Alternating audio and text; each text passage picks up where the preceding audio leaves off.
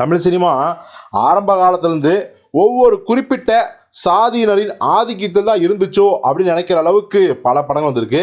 70-80களில் வந்து பார்த்தீங்கன்னா பிராமணர்களோட ஆதிக்கத்தில் தான் இருந்துச்சோ அப்படின்னு நினைக்கிற அளவுக்கு பல படங்கள். அது என்னன்னு உங்களுக்கே தெரியும்.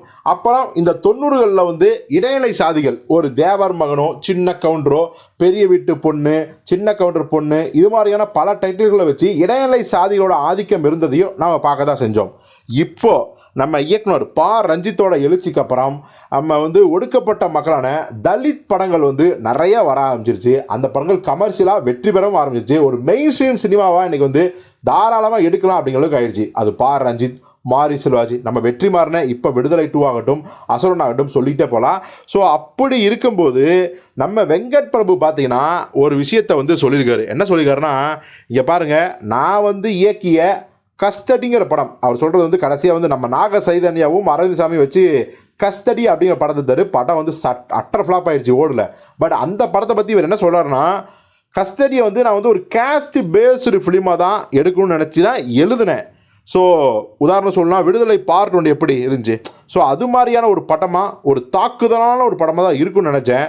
ஆனால் தெலுங்கு ஆடியன்ஸ் இதெல்லாம் ஏற்றுக்க மாட்டாங்க ராஜா அப்படின்னு சொல்லி அங்கே இருக்கிற விநியோகஸ்தர்கள், தயாரிப்பாளர்கள், ஹீரோஸ் கொண்டு யாருமே ஏற்றுக்கல. ஸோ வேறு வழி இல்லாமல் தான் அதை வந்து ஆஸ் யூஸ்வல் ஒரு கமர்ஷியல் படமாக எடுத்தேன். நான் மட்டும் நிச்சயமாக வந்து அப்படிப்பட்ட படம் எடுத்தேன்னா ஒரு வெற்றிமாறன் மாதிரியோ, ஒரு பா ரஞ்சித் படம் மாதிரியோ நிச்சயமாக வந்து என்னால் வந்து எடுக்க முடியும். பட் தமிழில் இவங்களோட படங்கள் வெற்றி பெற மாதிரி தெலுங்கில் வந்து பார்த்தீங்கன்னா இந்த மாதிரியான படங்களை ஏற்றுக்க மாட்டாங்க. ஸோ நிச்சயமாக வந்து பார்த்தீங்கன்னா நான் ஃப்யூச்சரில் தமிழில் கூட அப்படிப்பட்ட படங்களை எடுப்பேன் அப்படின்னு சொல்லி வெங்கட் பிரபு சொல்லிக்காரு.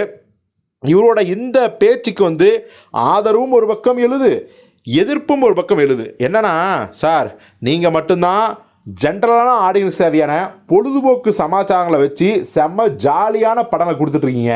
நீங்களும் இந்த ஜாதி படம் எடுத்து ஏன் சார் வந்து ஒரு குறிப்பிட்ட சாராரை வெறுப்பேற்றுறீங்க அப்படின்னு சொல்கிறாங்க.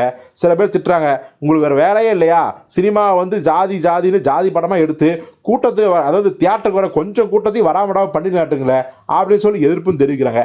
நீங்கள் வெங்கட் பிரபுவோட இந்த பேச்சுக்கு ஆதரவு தெரிவிக்கிறீங்களா இல்லை எதிர்ப்பு தெரிவிக்கிறீங்களா? அதை கமெண்ட்டில் சொல்லுங்கள்.